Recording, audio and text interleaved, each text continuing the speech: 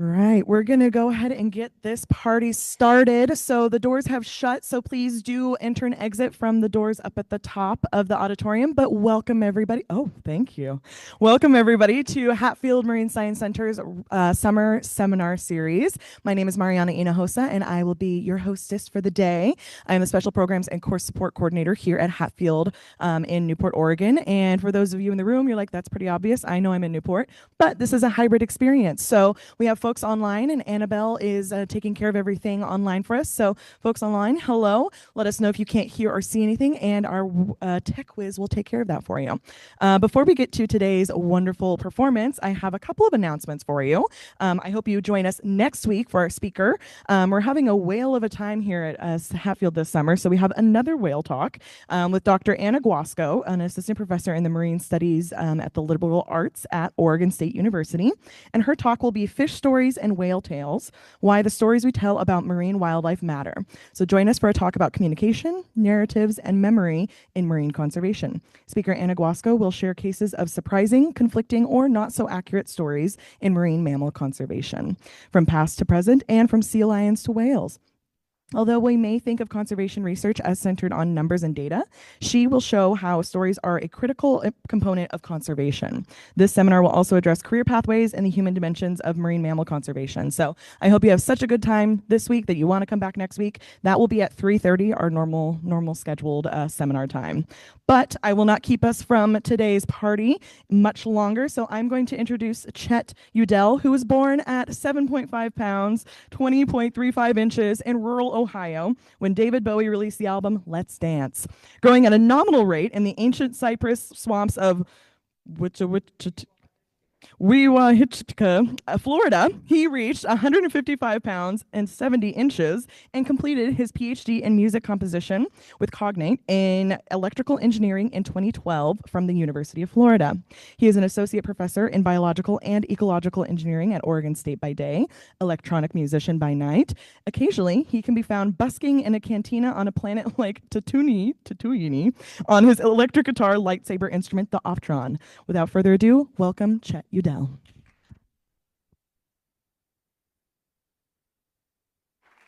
Wow, I cannot believe we'll keep the lights on for a moment. I can't believe I'm here.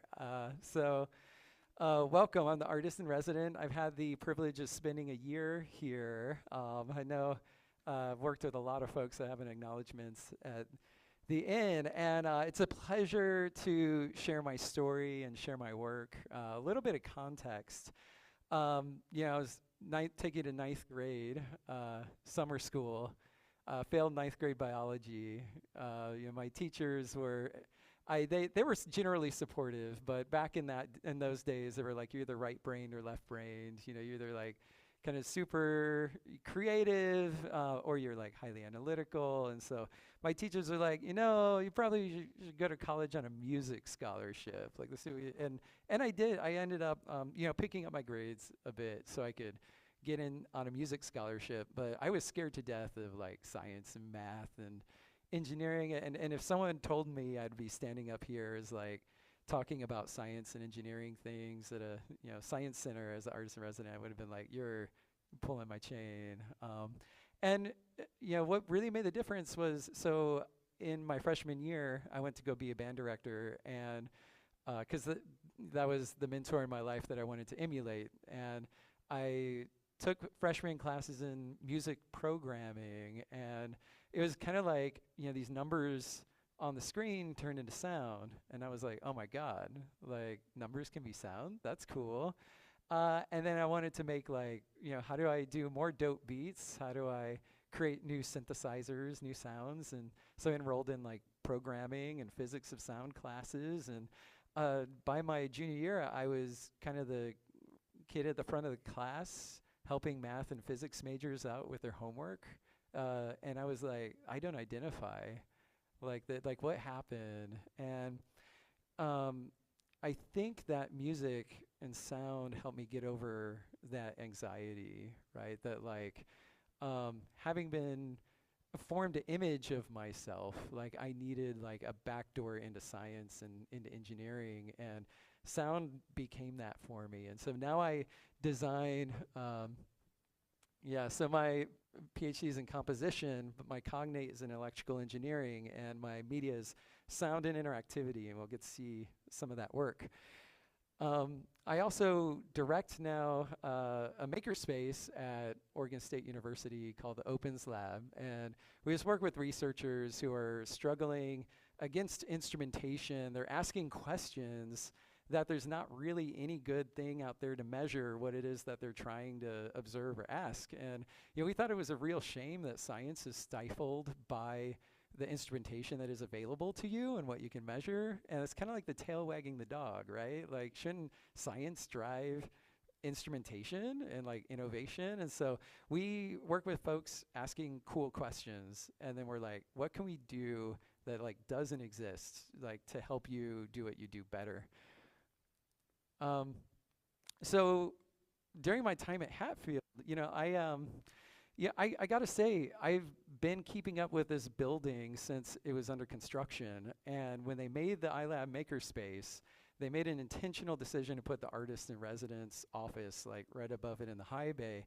And I was like, oh my God, like this is like they really have this right. And I would look longingly in the window of that residence office, like, oh, I don't know if I could do that. And the artist in resident, one day I was visiting at Marine Science Days, and she was just like, you should just apply and see what happens. And so I did, and I don't know what it was like on the other side. Some folks were on that committee, but they gave me a shot, and I just want to express my appreciation for that, and like letting me be here today and work with folks. During my time, I wanted to work with like this role of collaboration and design for play, and how can it facilitate science learning and like awareness of like some of the concepts and things going on in Hatfield. And I'll show you some of the works here, but as an overview, we'll visit the Shellophone, which is a new exhibit at the visitor center here. And then another one is a composition for sound that is What Sings Where Light Ends, and that is a recording of bioacoustics researchers and all kinds of underwater sounds, presenting that to you. Aqua for Optron is a water thing for my electric guitar lightsaber. And Stride Meets Tide is another fun composition. You'll notice like some weird speakers here. You've probably seen these things, but this thing right here and this thing right here are ultrasonic speakers, and they're kind of like flashlights for sound. And so they're going to throw the audio up into the ceiling. And so this is why I wanted y'all to sit kind of closer to here, because you'll actually maybe hear what speakers like up there, but they're not. They're actually coming from here. And then I have this subwoofer courtesy of Bob Ziak, and he is a person who works with underwater volcanoes and studies underwater seismic stuff. So of course he would have something that like shakes the earth. And so we'll get to hear a lot of these marine mammal sounds. They produce sounds way below our frequency range of hearing, but we'll actually be able to feel what some of these animals feel like. This concert will also be bookended for a couple of hot tracks that I've created for the Optron. And so I'm going to go ahead and get started with that. And I'll explain what the Optron is here in just a minute after I cue up this track. So give me just a second.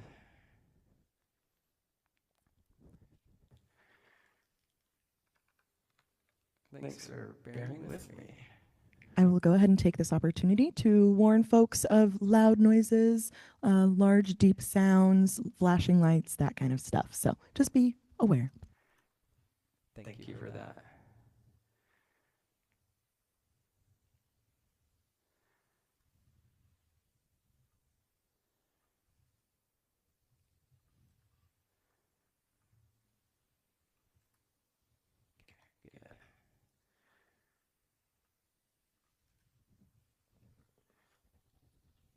Okay, so this thing's called the Optron, and it's what you would get if an electric guitar and a lightsaber had a baby. I kind of fell asleep one day listening to some Jimi Hendrix and watching some Star Wars, and I just wanted to mix these two things together. And so I'll tell you a little bit about how it works. This has a lead guitar patch.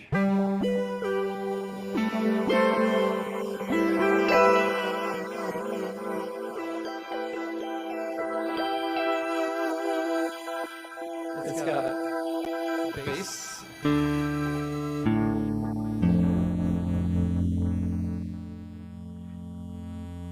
It has like a little arpeggiator. Will follow my hands around. Play high and low. I can play really fast. I can play really slow. And shape the sound.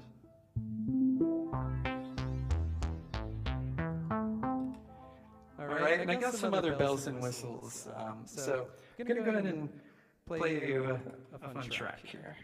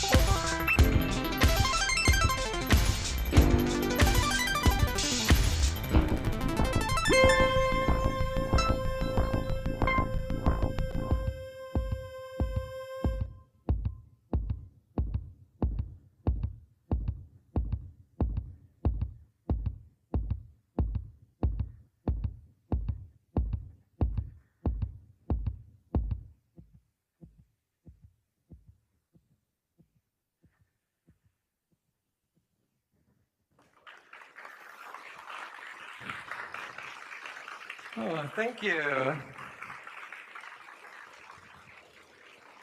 Thank you. What a great audience. Appreciate that. All right. All right. There we go. Mike. Good.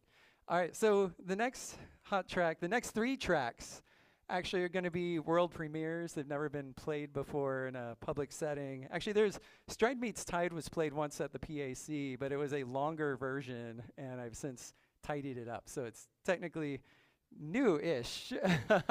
This next track is called What Sings Where Light Ends. And like, will I cue that up? I'm going to just play this sound of a rainforest for you all. So let's listen to this lovely, calming sound of rainforest while I cue up our next hot track.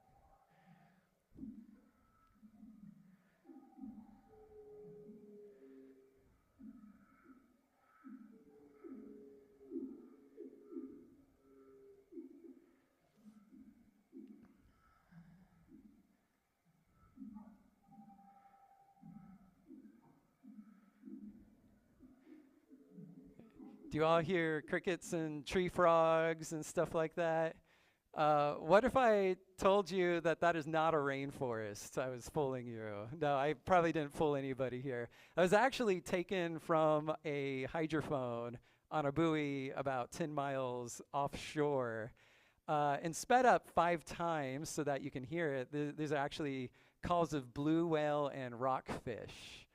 And when I heard this, Miriam Al-Said, one of the researchers that I interviewed, gave me this file, and I was just like, oh my God, I had no clue that the ocean sounded like just, I could have walked right into rainforest and not even known it. And so anyways, one of the things I wanted to do was to create something that would put someone in the space of a bioacoustics researcher. And so naturally I went out and found bioacoustic researchers that are all over here.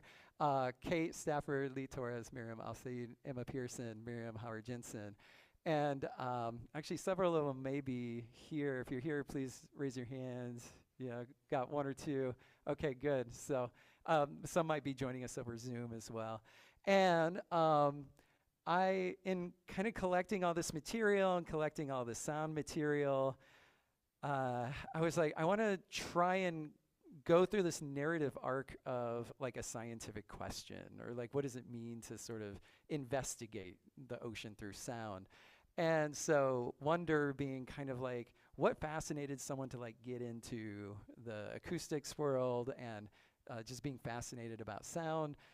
Learning and gaining knowledge through hearing, so sound becoming information. And then we'll be introduced Radiolab style to the different elements of a soundscape. And then be introduced to this conflict of noise pollution and how human activities in the ocean about trying to be responsible, or that we ought to be responsible as we're putting sound into the ocean because of other animals needing it. And then a celebration of the sounds, the rich diversity of sounds in the ocean. And finally, any good scientific question tends to kick up more questions. It kind of opens up so many more mysteries than it tends to solve. And so we leave the track on kind of this like open-ended, like, oh wow, like, but what else is out there in the deep? In the ocean, seeing is listening, because light doesn't penetrate the surface of the ocean very far. And so many of these animals spend the majority of their lives kind of like out of reach of the light. And so this track, What Sings Where Light Ends, I want you to pretend this is a composition for sound only. We're going to actually turn the lights all the way off. And I want you to just pretend that for a moment you're a animal that lives much of your life beyond the reach of light, where you use sound to experience and live and navigate. So I hope you enjoy.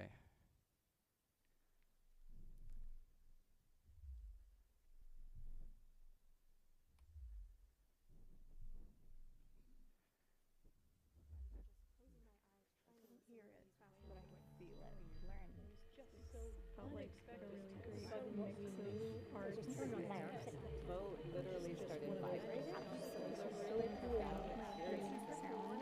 I've never heard that long What before. is this?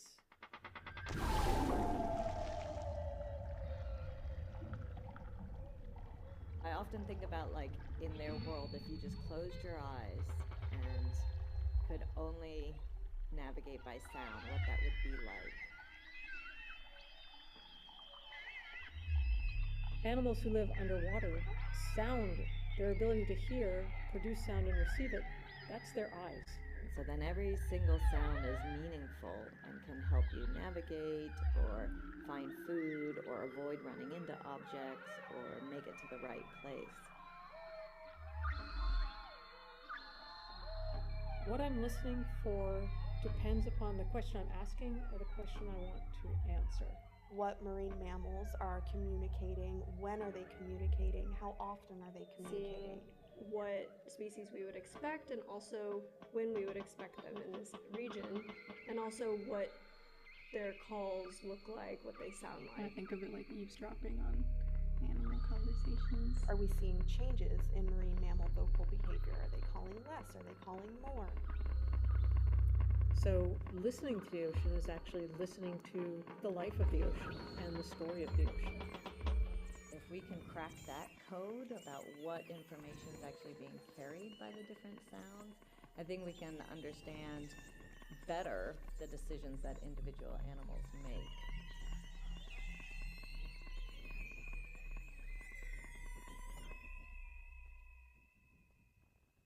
So there are three components of a soundscape, and I'll break down each one. Biophony, geophony, and anthrophony. Biophony, which is our favorite part, that's going to be all of the biological sounds. I can try what a blue whale would sound like if it was sped up by a factor of 10. So it's kind of just like a moan, a very quick moan. So like, And then a fin whale is actually even lower than that blue whale call, and those are just pulses. So if you sped those up, that would sound something like,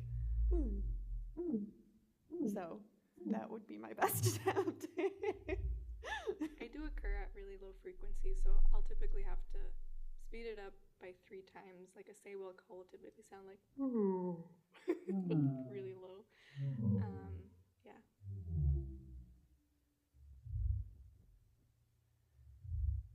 So humpback whales produce song, which is like a repetitive sequence of calls, and I also make non-song calls, which can be grunts or moans or anything that isn't in a sequence of other calls.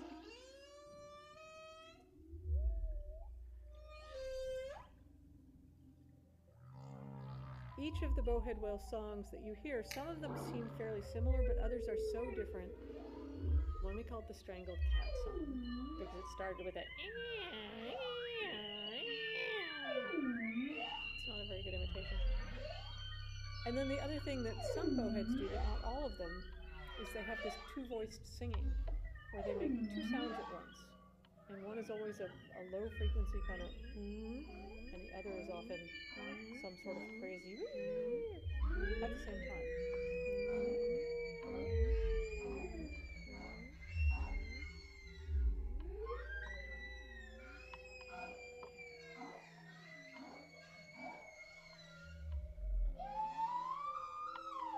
Upgraded seal trill starts very high pitched and will progressively move lower in pitch, so it sounds like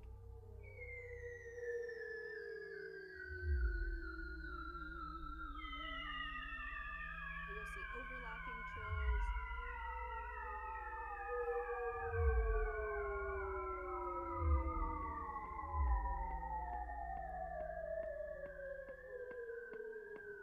Walrus knocks and bells. So it literally sounds like a series of knocks, and they're very rhythmic, so spaced equally, and then followed often by this metallic bell sound. So it'll be a series of knocks. Doo, doo, like that.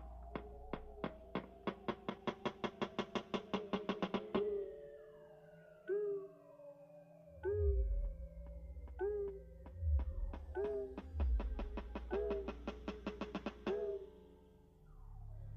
you could actually hear it with your own ears, with human ears. We can hear it, which is a cool thing about gray whales.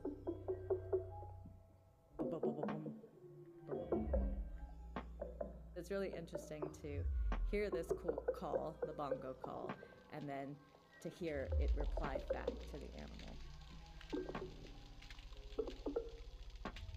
There are also snapping shrimp, which are really cool. It kind of sounds like a bunch of kind of pop rocks when you put them in your mouth. It's really, really cool. They're really loud. With the rockfish, I had no idea what those were. When I had heard it initially, it sounded like electrical kind of noise, like zzz kind of thing, because it was sped up.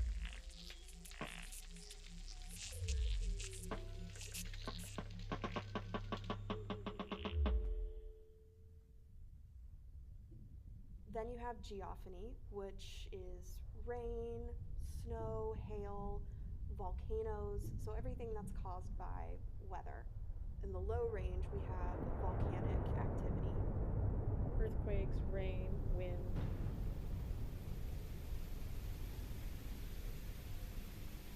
You just think about ice is actually a lot more flexible than we think it is, but imagine a massive multi-kilometer long iceberg just kind of twisting itself and making this incredibly loud, low frequency, like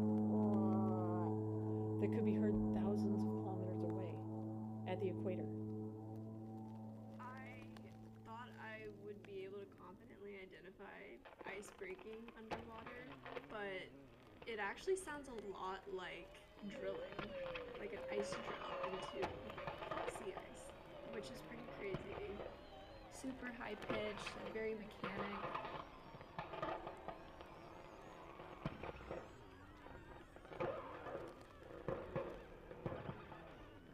So anthrophony comes from anthropogenic, so human-induced sounds. That would be shipping, that would be oil and gas exploration. Those seismic survey noises are loud.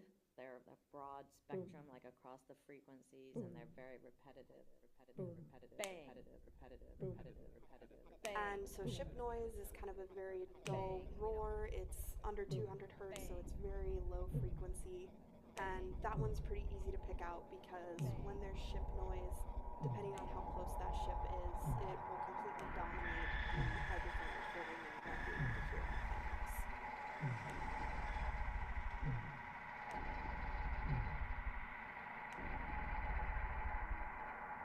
That's a really important reason for studying anthrophony and understanding its impacts on soundscapes because it might mask the call of marine mammals.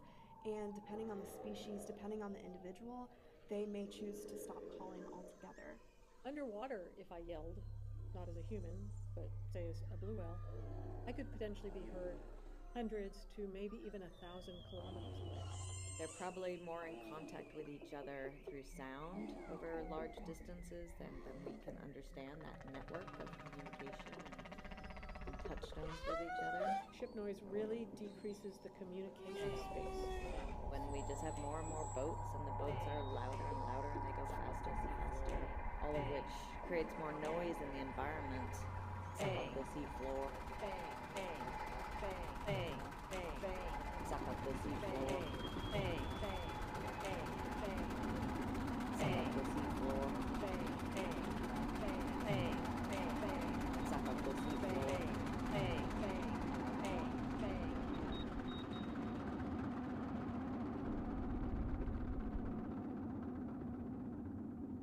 For the animals who live underwater, it's as if you've turned the lights off on them.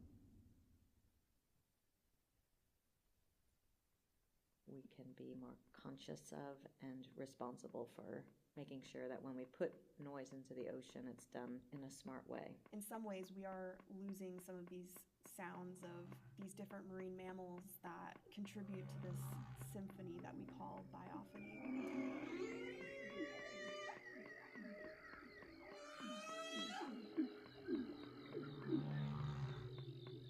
Underwater sound, you can think of it like an symphony, an underwater symphony, where a bunch of different animals are all trying to communicate at the same time All these animals in the ocean, they have their own voice. The baleen whales typically produce these lower frequency calls, so maybe thinking of that as like the bass or the cello in an orchestra. And again, because it's beyond our frequency range, I felt it more like a bass instrument. The toothed whales who produce super high like echolocation clicks and dolphin clicks, more like the violins or the flute or other high-pitched instruments. Completely different units, some completely different notes, completely different constructs. All those voices, when you put it together, they occur at different places and different times. Some sounds that are lower pitched, some that are higher. Kind of cutting in and out. It's like, oh my god, these animals are insane. They are full on singing. It just astonished me how both noisy but also melodic it was a song.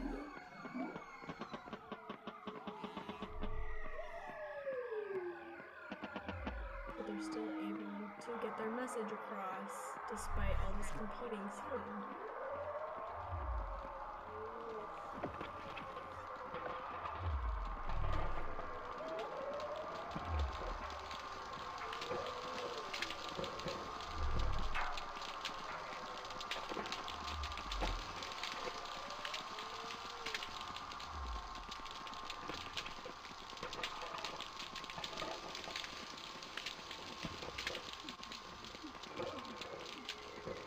I think a lot of times we think of the ocean as a desert, especially when you compare it to something like a rainforest.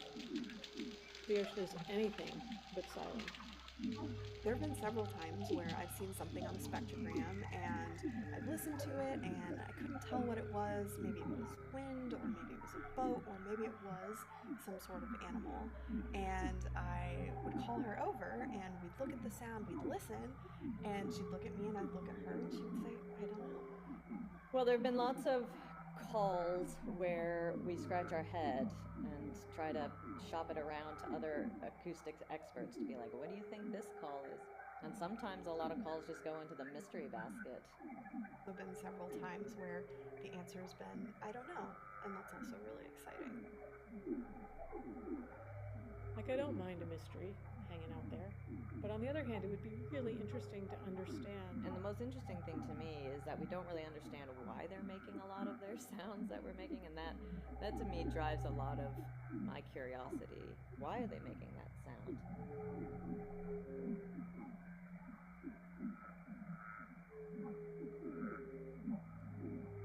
It also makes me feel like I'm not so different from them. I have my own conversations with my peers and my friends and my family. I think a lot of people are focused on what can I see or what can I touch, but closing your eyes and just listening, I think, is really magical and really powerful.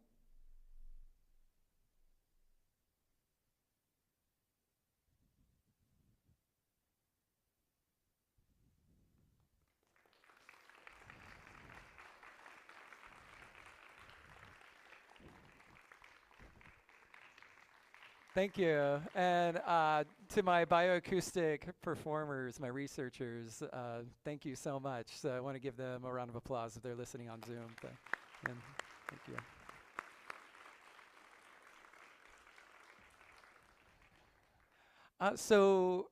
As advertised, I wanted to give this program a little room to breathe and have some interactivity. I'm sure there's number of questions perhaps that your first track or the second track brought up for you, and we happen to have a couple of the scientists here as well, so I open it up for like 2-ish questions to see how we are with the program, and Mariana can pass you the microphone. Okay, up top, I'm going.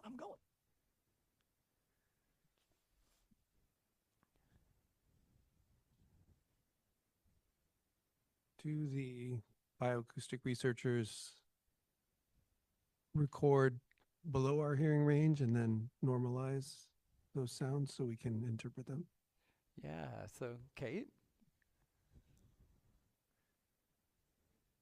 Hello there. Yes, so do bioacoustic researchers record way below the frequency of human hearing and then like increase the frequency? We don't. All the sounds, except for the early jungle, or sorry, the rainforest, everything that Chet was playing are in our hearing range, although certainly many whales, many animals, some fish, blue whales, fin whales make sounds that are below our hearing range, and then we do speed them up or we look at them as a picture, as a spectrogram. But no, these data were not manipulated. Well, except by Chet. That's right. And even the subwoofer, the part that was, I'll just play that last bit. This is a fin whale that was, actually did have to get pitched up to speed. So it's only twice as fast. And Is really magical and really powerful. all right, so imagine that, but twice as slow. And it's just kind of to us, it's pushing air at in a pattern, a periodic pattern. Yeah, water, right. Yeah, the fluid, pushing fluid. Another question? Yep, go for it. Yeah. Any online? Would these sound different underwater versus in air? Ooh, Kate, would you surmise? I know you could probably hear a lot further, right? But Well, we were just talking about underwater hearing in class today. If you had a human ear, yes, it would probably sound quite different because our ear is designed to listen in air, not underwater. And unlike pinnipeds, we don't flood our our ear canals with blood so that we better match the impedance of water. So they would sound muted, but certainly if you've been to Hawaii when it's breeding season for humpbacks, you can dive down and you can actually hear the whales singing. So we can hear some sounds underwater, but next time you're in a swimming pool, try hollering and listening to your buddy and see how well that works. I know one more question from somebody else. I think we have time for another.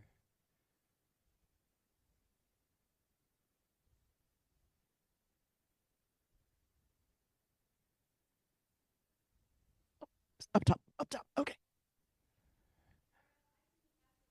Ask it like that.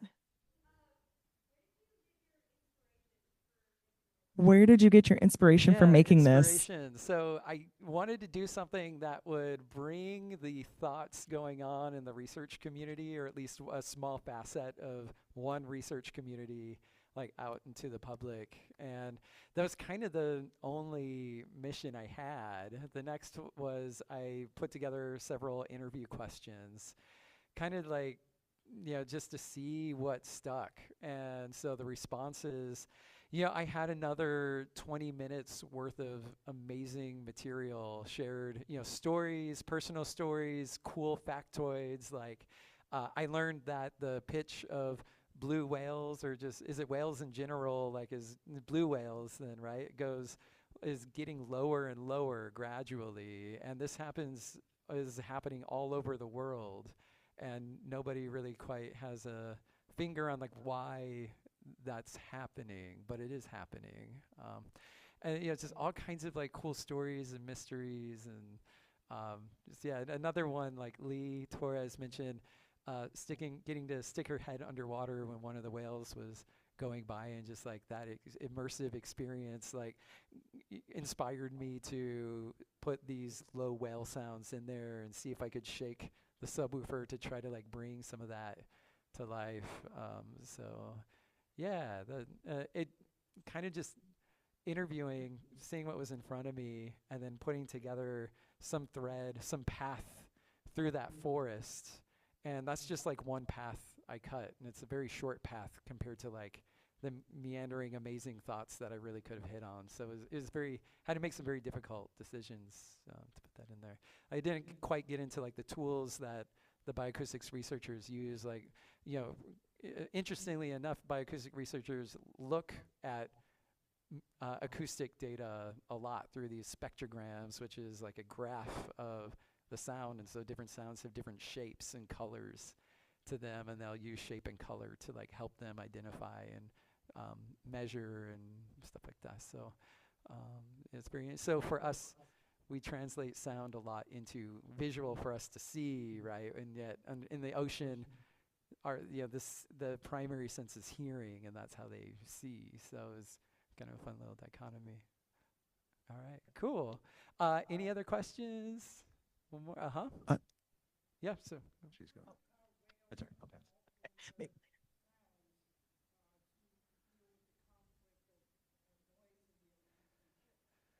Yeah, there seems to be some strategy shared with me. Like some that I heard during the interview was like they will, they'll reduce. They're not going to waste energy so they'll if the noise is manageable and they can shout louder than it or above it without too much trouble, then they will. But eventually the sound gets so overwhelming that they're just like, I just can't do it. Imagine having a conversation in a noisy cafeteria, right? And animals maybe deal with that sort of in a similar way. But yeah, Kate, do you have anything else that you could share with respect to that? No? Yeah, covered it. Okay, great. All right, thank you so much. All right, good. Well, this next track I'm going to put together for you. Oh, I'm going to talk about the shellophone. Okay, cool. So the shellophone. If you go to the visitor center, you'll see a new exhibit, and this is the actual conch shell from my grandma's house that started it. Now, conch shells are not endemic to the Pacific Northwest. Don't go looking for them. You won't find them. I had to like make a creative decision. We all have, I don't know, there's a lot of cross-cultural, like if you put the conch shell up to your ear, you can hear the ocean, right? And there's, we hear it in the States, we hear it in other countries, and my grandma told this to me when I was a kid. And I must have been, little enough to be gullible to where like I actually thought as I was picking up the shell and bringing it to my ear that I was going to hear the ocean. And when I put it up to my ear, I didn't hear anything. Like, it's nothing in there. And I got underwhelmed. Like, it was so underwhelming. And I think that feeling stuck with me. It's kind of weird. Like, some things just, like, kind of hang out in the back of your mind.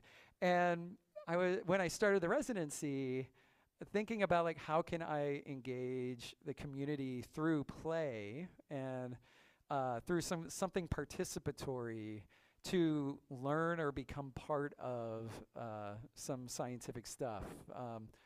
In this case, bioacoustics. What could that be? And I was like, well, what if a conch shell, you could hold it up to the ear and you could hear what the ocean has to say to you? Or even more accurate to this thing, what if you could talk into it and it would transform your voice into a variety of marine animal sounds? So you could hear what your dad sounds like barking like a California sea lion, or sing Baby Beluga to your kid and beluga whale.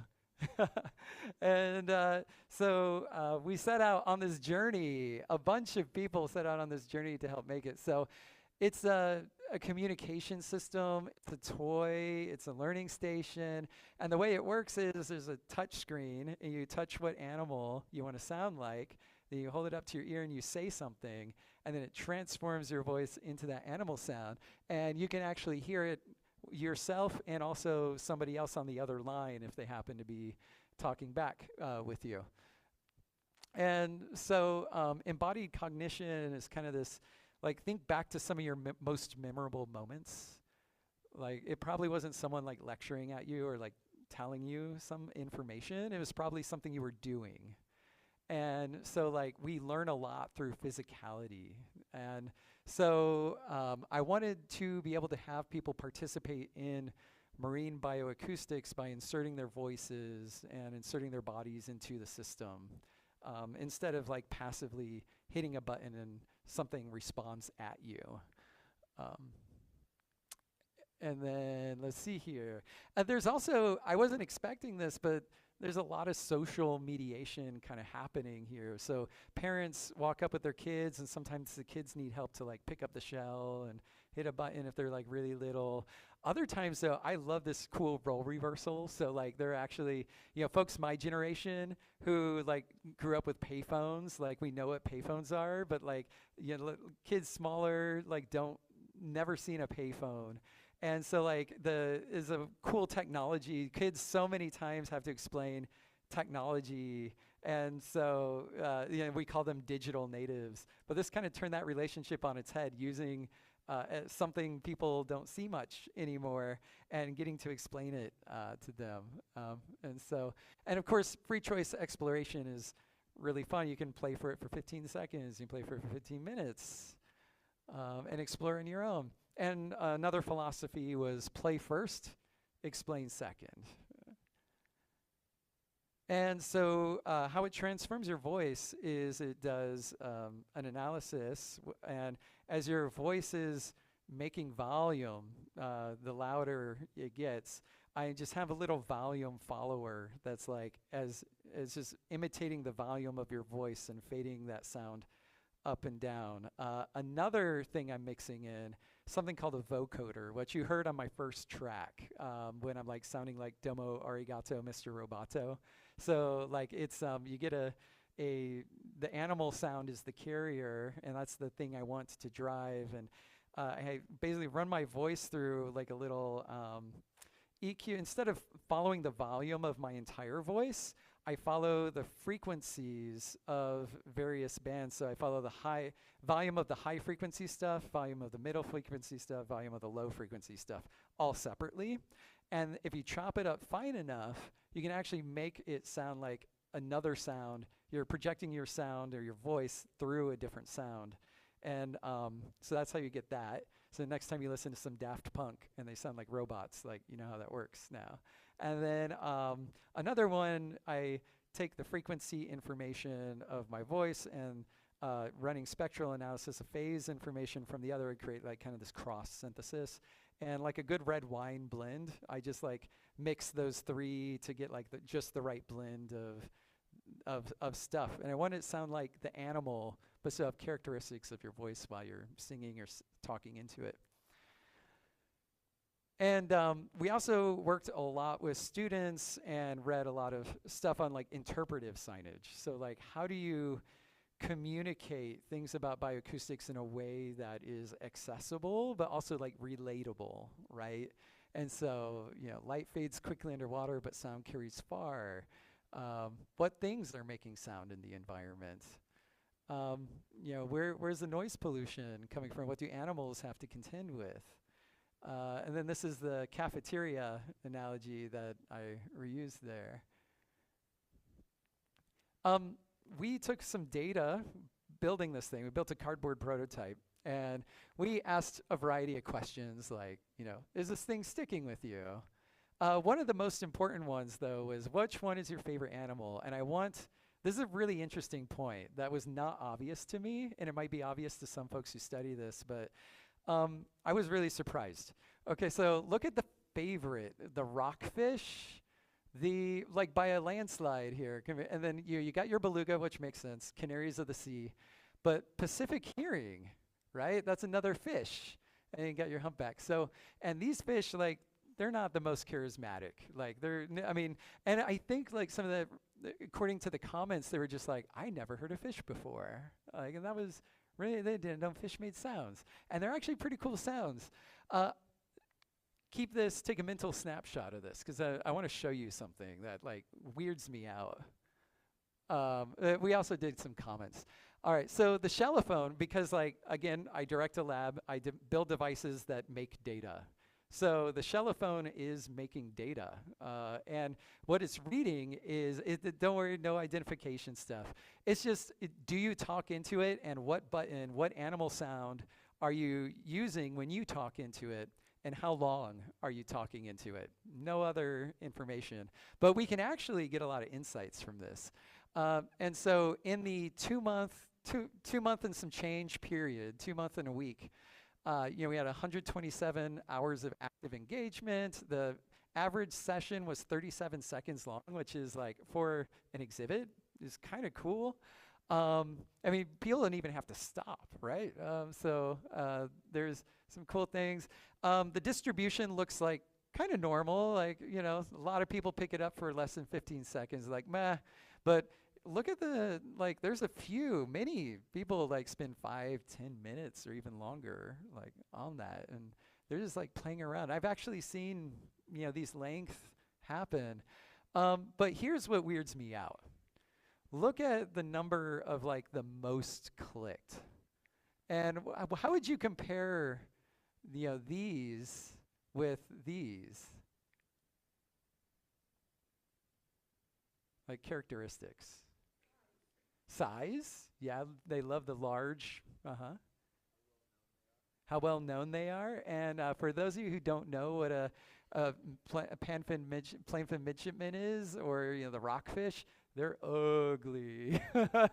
So like people are like choosing kind of the charismatic, big animals. And but remember, like, people actually, when they experienced it and they could like report verbally which one they thought was the most interesting, it's nowhere near this thing. And you know, we live in a world where clicks are the currency of the realm, right?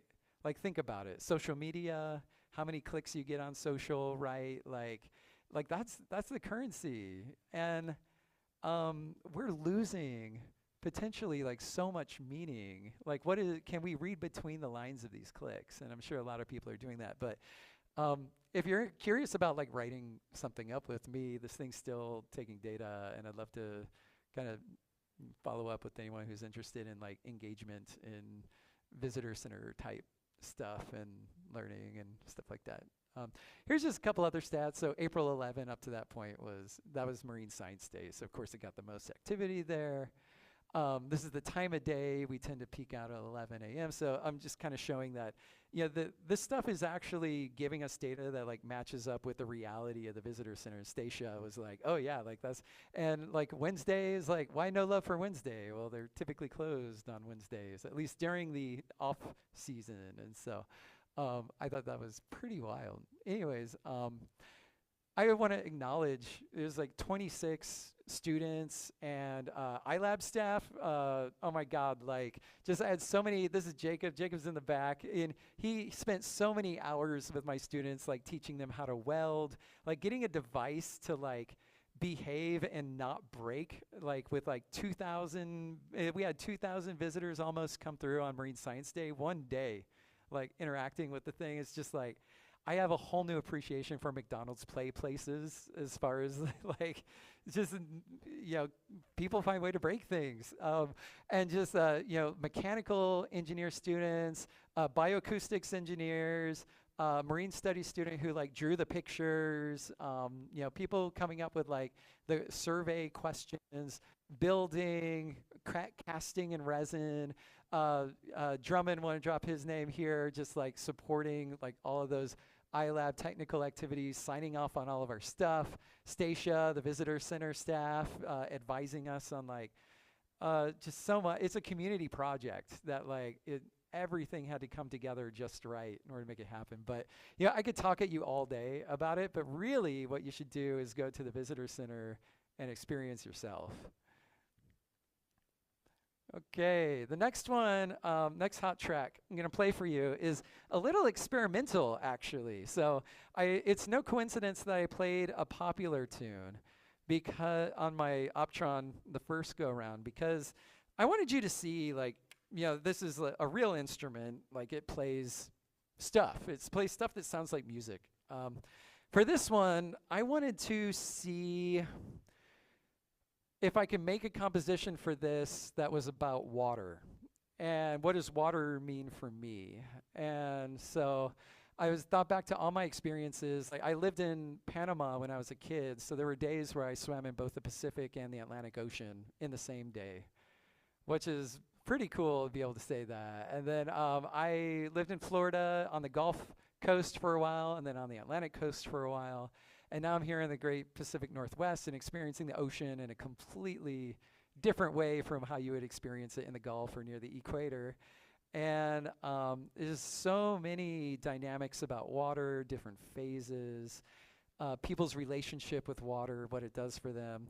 And one thing I needed to do is I needed to find a way to separate myself performatively from like the music and the sound that this thing made. Because on land, if you swim in water, the way that you walk on land, you're gonna drown. You can't just like, if you grab water, it like goes away. You can't hold on to it, right?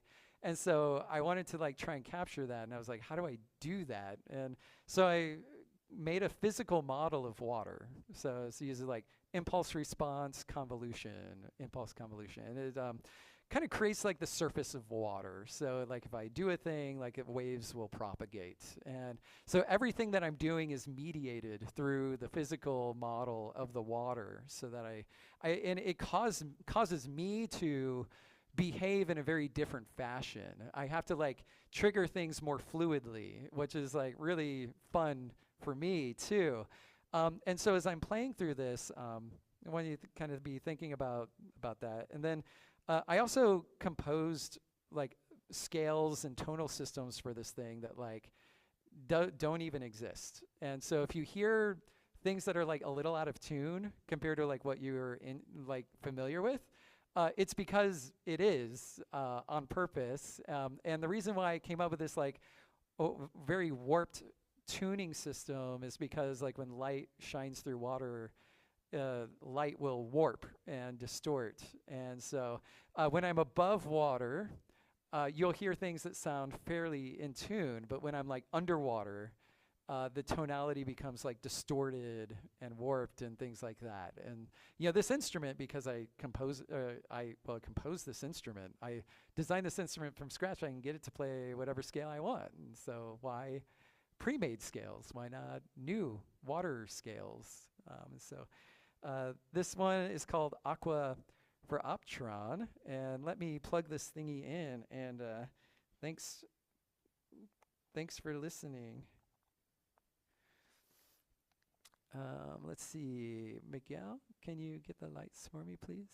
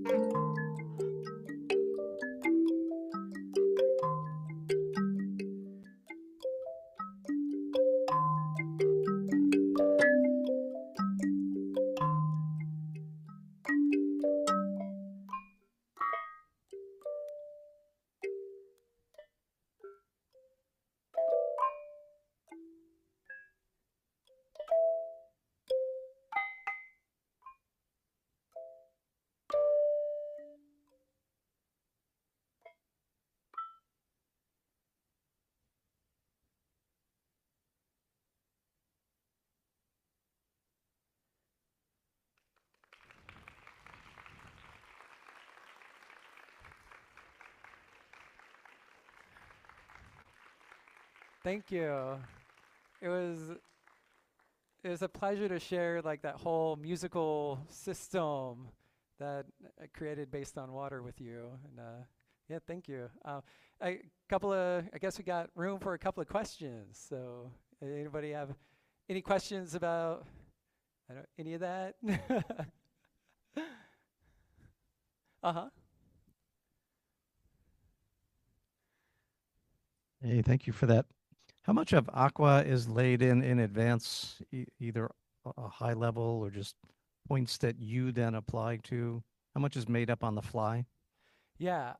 So, I mean, yeah, I guess a lot of it is choreographed and rehearsed in advance, based on what I think will sound good at the moment and the time. And so I could play it completely differently. So like I could play different notes, rhythms, different melodies. And so like this is something that has been notes and rhythms composed out, a lot of it. And then a lot of like gestural things like have been more choreographed, like through movement, like one would choreograph a dance.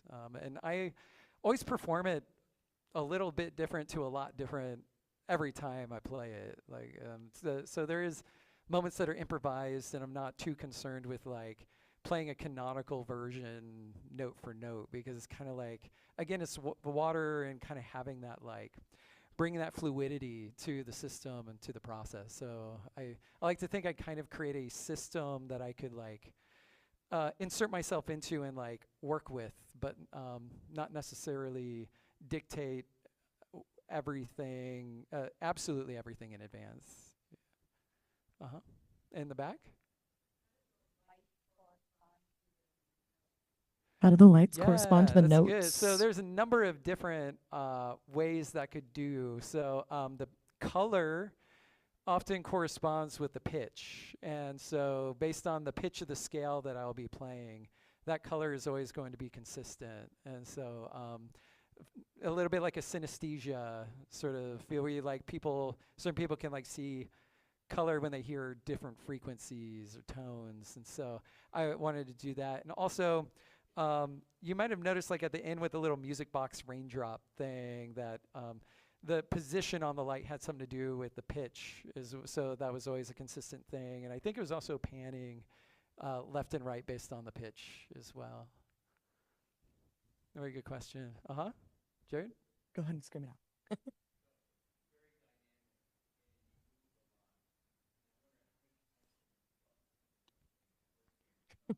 It's a very dynamic performance. How many times have you broken things and knocked things over? Actually, the laptop before this one, that was like, many years ago when I was first doing it, I was swinging this thing around so hard like Star Wars kid, and actually like put a little crack, a little chip in my screen, and I was like, and I had just gotten it just got the computer. It was like, oh. One more question? Uh-huh.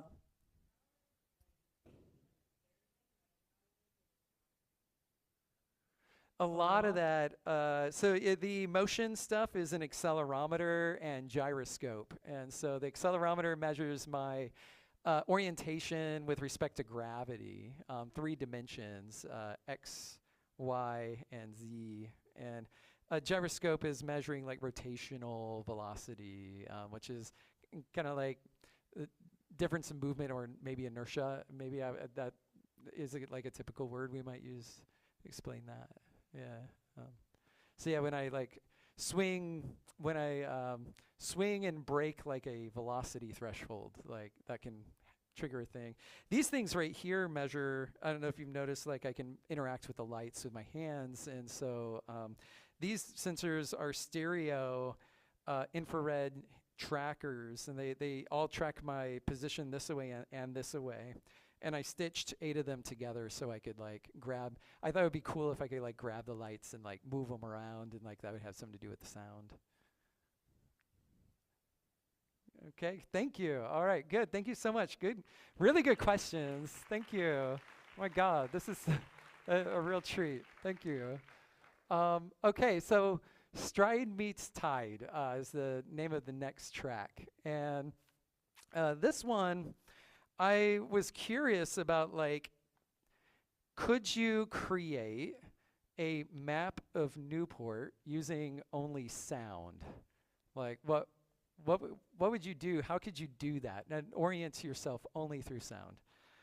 And so I'm a runner, and so naturally I just like went out on a run to kind of experience what this place is like, because I feel like a run is like a great speed for getting to know a place. It's fast enough where you can like cover some ground, but it's slow enough where like you're not in a car and like you could miss something. And so what I ended up doing is actually before that I want to take a quick break to play you one of my favorite sounds on the Oregon coast. This is Yaquina Head, the cobblestones, and let's take a listen to this.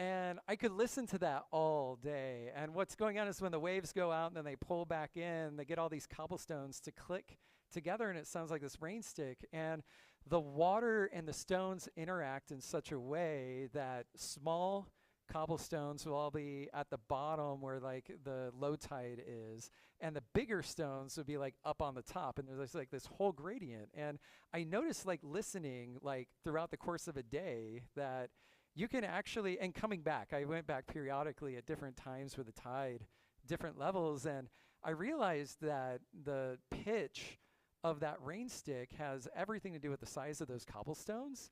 And so based on where the tide is at, you can actually hear what the tide is, where the tide is at. It's a sonic tide gauge, which it was really fascinating that like you could just by listening kind of get an impression about how high is the tide today or at this very moment, which is like, whoa, like kind of blew my mind. And so what else can we learn about our environment just through listening, right? And so Stride Meets Tide, I'll double back to all the people involved with this, but you know, naturally I set out on a run, and I ran like about 8 miles through all different kinds of places in Newport. I didn't know what was going to be interesting.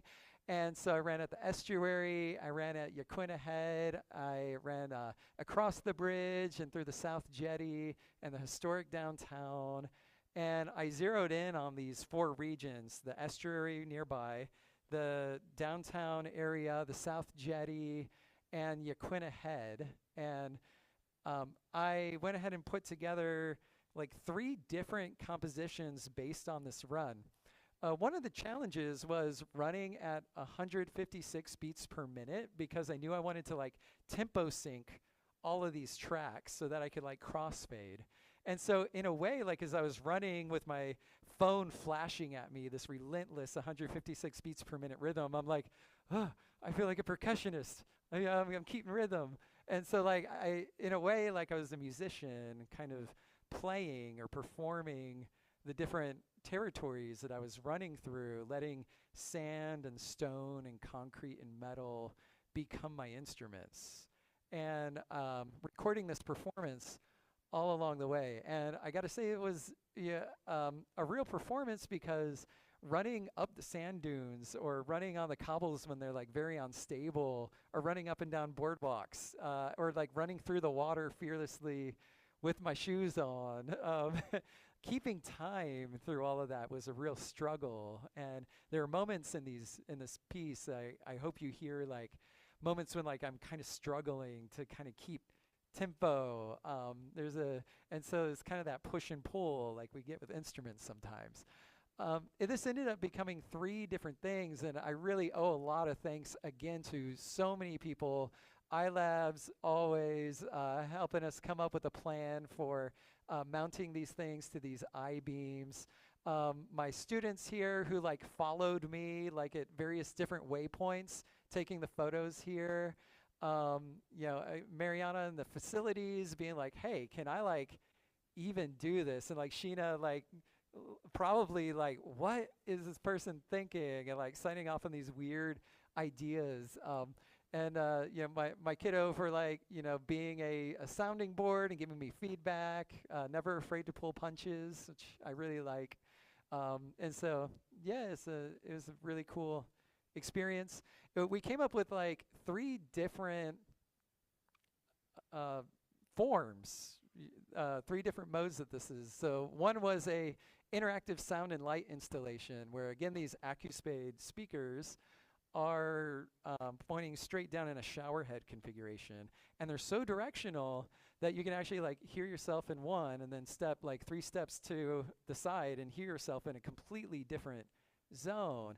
And because everything is time synced, what you're experiencing is like the same runner, the same rhythm, but like now you're in a different place. Oh, now you're in a different place. And I had 4 of these all lined up. And with the interpretive signage that you saw outside, showing people kind of the different relationships between sound and the environment, how people engage with their day-to-day. And so, another thing I didn't realize was, one is I ran through the Rogue Brewery silo, and how many people remember the really interesting acoustic properties of the Rogue Brewery silo? It's like very resonant. Like you could clap your hands and listen to it reverberate for like 13 seconds. And it's just a really cool space. And I didn't realize when I was running through Rogue Brewery and like people were like, what are you doing like with these microphones on? What are you doing? I didn't realize I was taking like a historical artifact of the soundscape of Newport, because you can't experience that anymore. And so it really drove home to me like this fleeting sense and this dynamic sense of the always changing soundscape around us, and like the things that we use to like establish a sense of place through sound. And then with this interpreted signage, there's a community science involved. So I had like 3 CEOs map making majors like with me. We all collaborated on the signage, and somehow this error got past us. The estuary is not on the west side. It's on the east side of the Hatfield Marine Science Center. And thank you so much to Dude That Knows His Directions for correcting me. I owe Dude Who Knows His Directions, I owe him a lot of thanks. So thank you, Dude. So he's since corrected that. Another cool artifact that we created is if you want to take a photo of this and check it out, I really would encourage you to do it at this time. This is BAV.ES tide pools, and it's a sound map of Newport, which is right here. And I won't like go through and play it at all, but basically the CO students used ArcGIS and mapping to take you into the territory, play sounds, and then you can actually like click on different time-coded pictures and learn more about where I ran.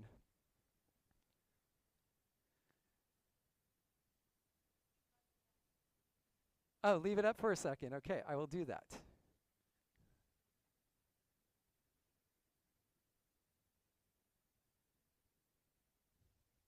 Okay, everyone snap a photo, feeling good? Okay, good. So again, this is a composition for sound only, cinema for the ears. So I'd like to invite Miguel one more time to turn the lights all the way down as we enjoy Stride Meets Tide. And if your mind starts to wander, you get like, you know, kind of like, oh, I've heard all the, you know, I live here, I've heard all this stuff before. Feel free to read this poem that I made about the piece. And you just sit and contemplate. I wonder if you can figure out exactly where I am in any given moment. Be curious to hear. Whoops, that's the cobblestones. Let's do the, here we go.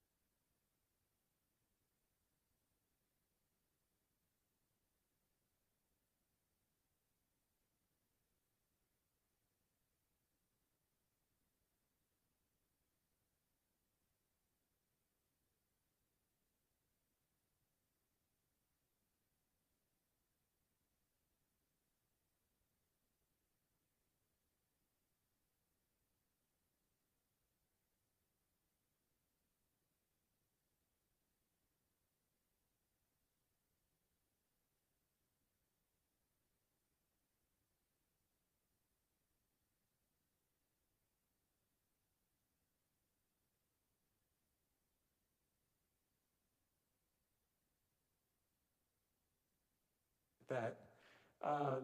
So could you recognize anything?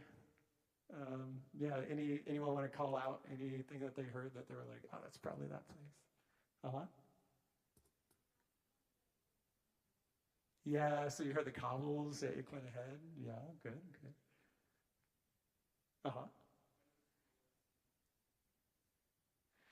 Oh, the barking sand. Yeah.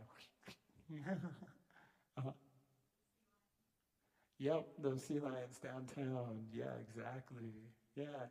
So I'm really happy to thank you for like kind of getting in my head and like hearing what I was hearing at that time. It was a pleasure to share it with you.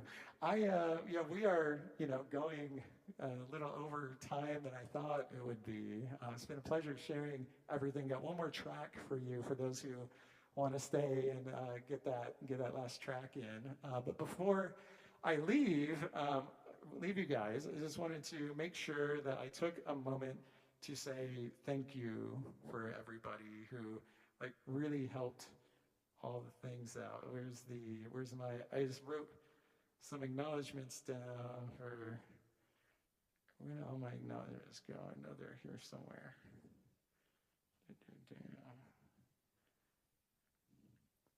One second.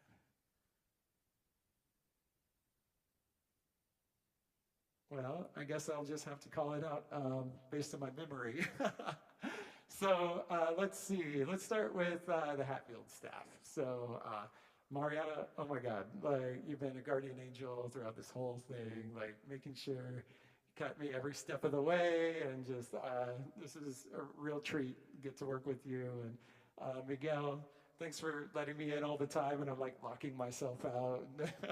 Anytime I needed something, you always like showed up with it, and didn't matter how weird of a request it was. And then Sheena, thank you for just giving me the time of day and the patience, and just I had a lot of weird ideas, and you signed off on a lot of them. I was like really surprised. Thank you. Owen, we got to hang out quite a bit, doing just trying to figure out the logistics of all the stuff and giving me the whole hallway, or like at least like helping facilitate this access to the hallway for me to use. Couldn't have done it without you providing facility for that.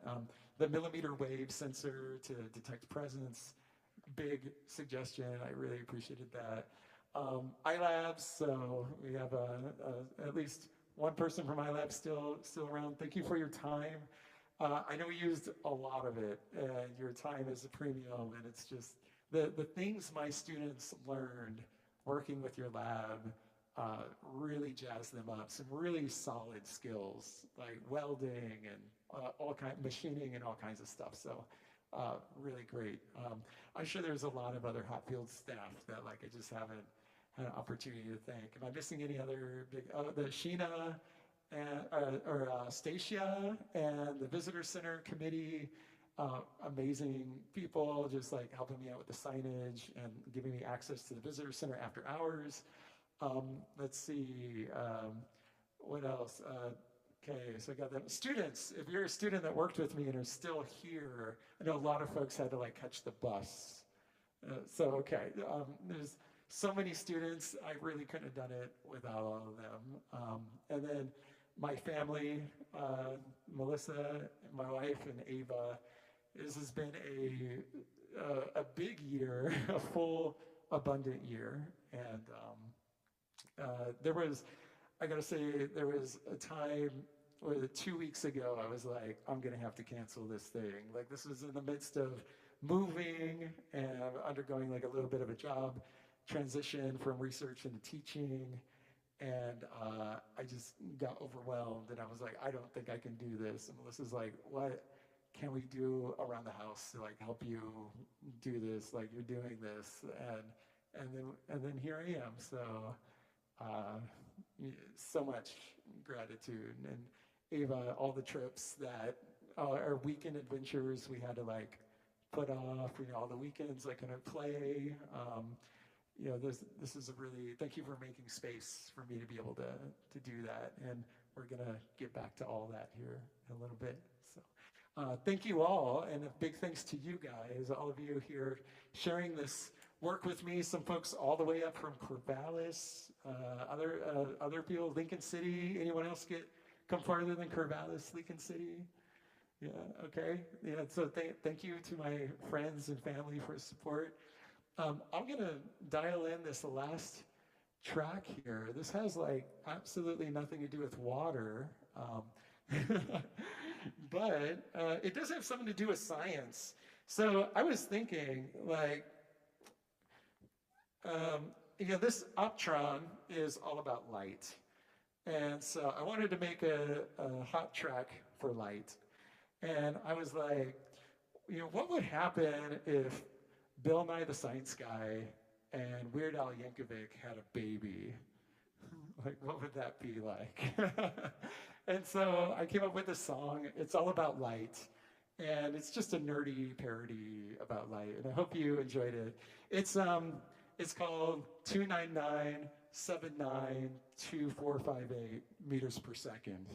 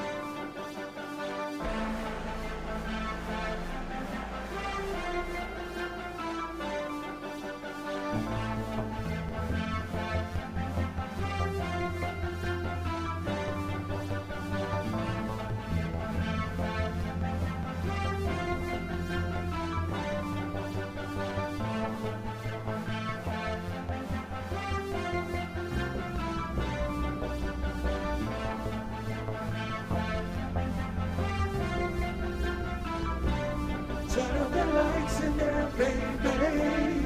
Extra bright, I want y'all to see this. Turn up the lights in there, baby. You know what I mean? Want you to see everything. Want you to see all of the lights. Laser beam, shooting stars, all of the lights. Lights like Vegas everywhere we are. Whoa. If you want it, you can spin it for the rest of your life. Ooh. If you want it, you can spin it for the rest of your life.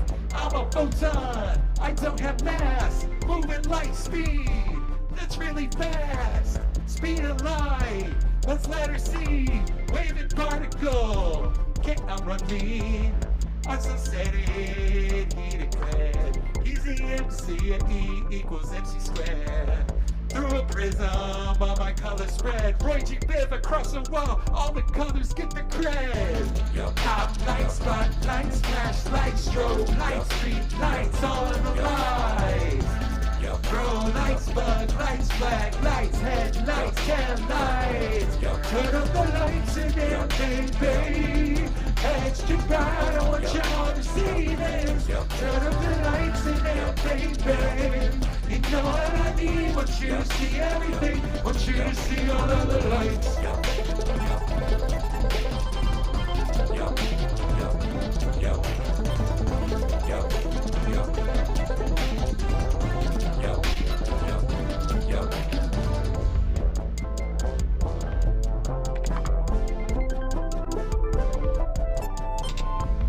Lights goes down when it passes through water and glass. It bends the view, visible spectrum.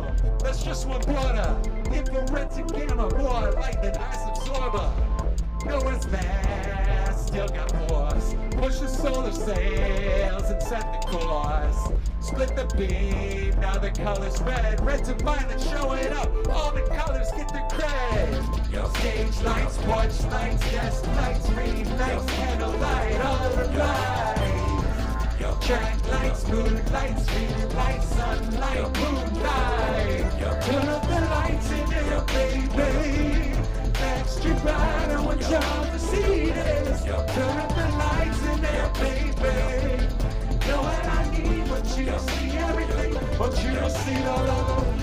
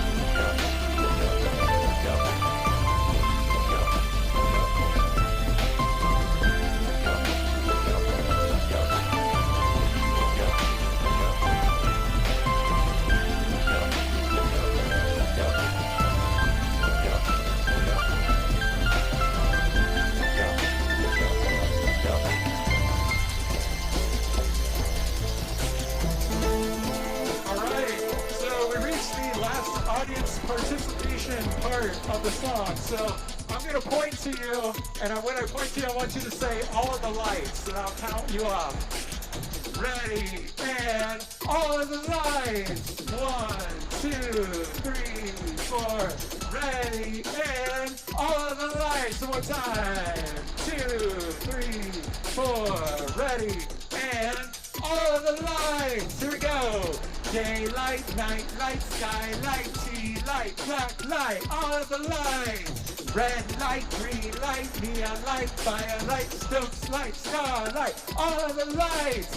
Infrared, ultraviolet, X-ray, gamma ray, spectrum, all the way, all of the lights. Fiber optic, polarized, wavelength, no lines, prismatic, red dip, all of the lights. Out of phase, focal lines, speed of light, back scatter, folding time, drift, all of the lights. Core light, quarter light, middle light, netty light, corona light, Keystone light, all of the lights. Gas light, live light, highlight, northern light, twilight, inch light. Satellite, freeze light, D light, optron light, lightning. Woo! Oh man, that's a lot of lights. Give yourself a round of applause. Yeah! Woo! Yeah! But, you know, in all seriousness, it's been some hard years for science. It's been a ridiculous period for science, especially like alternative energy, talking like wind and solar. But you know, if we keep science alive in our own ways, you keep supporting the research community, the sun is going to rise on science again. This next track, yeah, thank you, yes, it will. This next phrase is for solar power.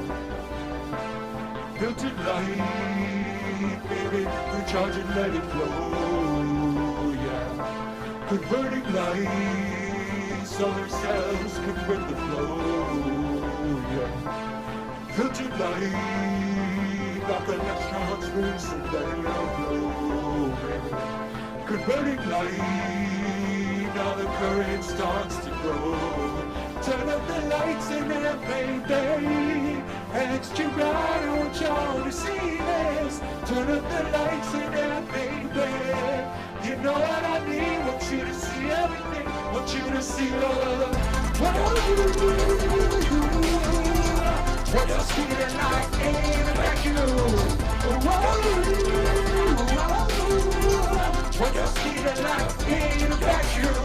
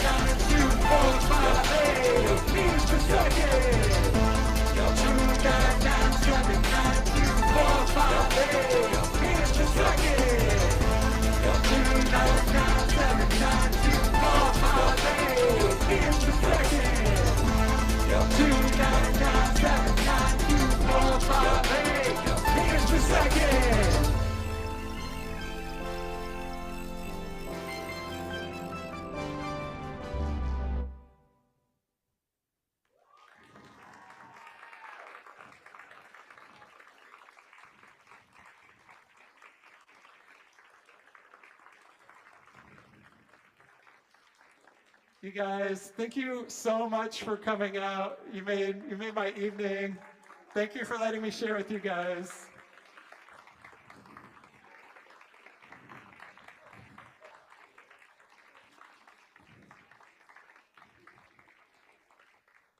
All right. Wow, what an experience. I think that was a first for Hatfield stage. So one more round of applause and a round of applause for you all. Thank you For hanging in there, participating. Thank you so much. Since we did some Q&A throughout, I think we'll go ahead and let you come on down and ask Chet some questions in person if you've got any. But thank you all so much for joining us this afternoon, evening. And we hope to see you again next week for Anna Guasco's talk. Probably minimal singing, but maybe we could get some if we convince her. Thank you so much, Chet. It's been a pleasure having you with us this last year. Thank you.